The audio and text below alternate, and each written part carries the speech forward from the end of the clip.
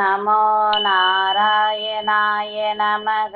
ஸ்ரீமன்னாராயணீயம் 60வது தசகம். கோபி வத்சாபஹரணம். கல்யதாம் ராகம்.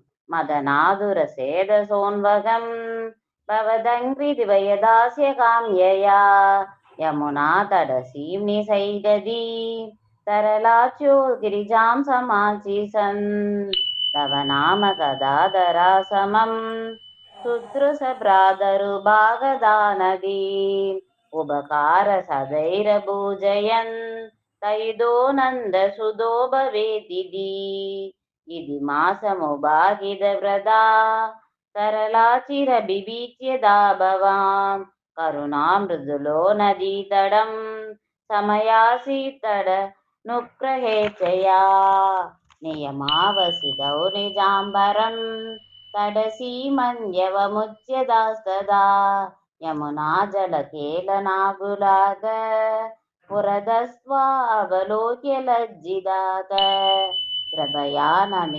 नमिदाननास्वदो वनिता स्वम्बरजालमन्दिके निगिदम्बरिकृत्य भूरुको विडबं त्वं तरसादुरूढवान्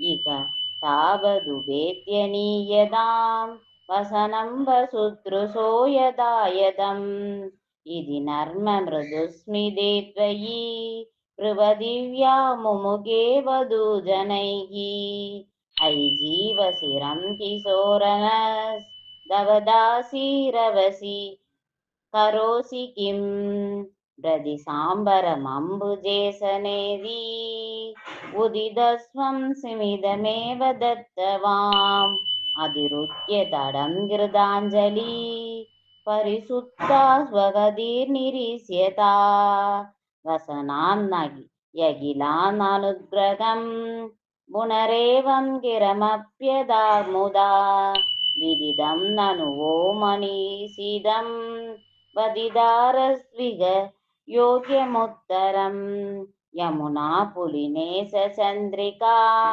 सनदा इत्यबला स्वमूषिवाम् उपकन्य भवत्स्मुगच्युतं मधुनिष्यन्ति वसोमृगीतृषक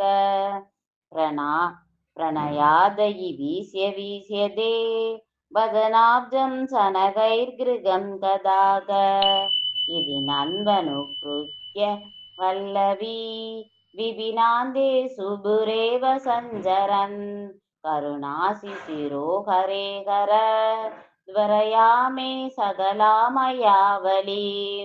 नारायणाय गुरु भगवन् नमस्ते. सर्वत्र गोविन्दनाम संकीर्तनं गोविन्दा गोविन्दा. श्री हरे नमः.